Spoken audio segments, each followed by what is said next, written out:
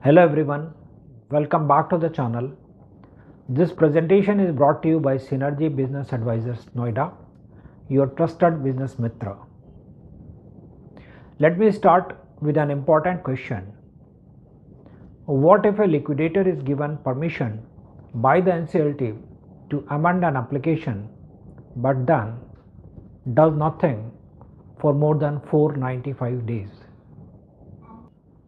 Can such negligence be excused in insolvency proceedings by invoking procedural flexibility or Section 5 of the Liquidation Act before the tribunal? In a very important judgment, the NCLAT Chennai has answered this clearly in V. Nagarajan, Liquidator of Sitar Limited versus ICICI Bank Limited. This case is a strong reminder that insolvency proceedings demand strict procedural discipline even from professionals. Let us understand this judgment in detail. Facts of the case: Sitar Limited was under the Insolvency and Bankruptcy Code 2016. The resolution professional, who later became the liquidator, filed a company application before the NCLT alleging avoidance transactions. Subsequently, the liquidator felt that certain additional legal grounds were required and therefore filed an application seeking amendment of the original company application. The NCLT allowed the amendment and passed a clear and specific order directing the liquidator to file an amended application within the time fixed and serve the amended pleadings on the opposite party. However, despite this clear judicial direction, the liquidator failed to file the amended application not for a few days or weeks, but for an astonishing 495 days. After this prolonged delay, the liquidator filed an application seeking condonation of delay, invoking Section 5 of the Liquidation Act and inherent powers under the NCLT rules, while blaming counsel and clerical lapses. The NCLT rejected this request. Aggrieved by this, the liquidator approached the NCLAT Chennai. Key legal issues.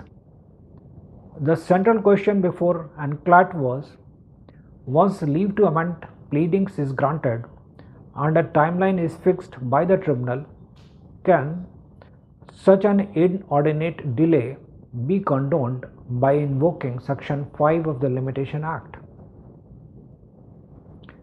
Reasoning and findings of NCLAT. The NCLAT upheld the strict approach adopted by NCLT. The tribunal relied on Order 6 Rule 18 of the Code of Civil Procedure, which provides that when permission to amend pleadings is granted, the amendment must be carried out within the time fixed by the court, and if it is not done within that time, the court is not bound to allow the amendment later.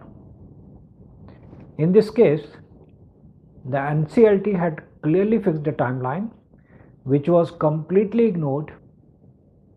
The NCLAT held that this was a clear violation of Order 6 Rule 18 of CPC. This was not a minor procedural lapse, it was non-compliance with a judicial order. Section 5 of the Liquidation Act, why it did not help. The liquidator argued that the delay should be condoned under Section 5 of the Liquidation Act, which allows courts to condone delay if sufficient cause is shown. However, the NCLAT categorically held that Section 5 applies to delay in instituting proceedings. It cannot be invoked to override or neutralize a specific judicial direction, especially when the delay arises from sheer inaction and disobedience of a tribunal's order, and not from late filing of a statutory remedy.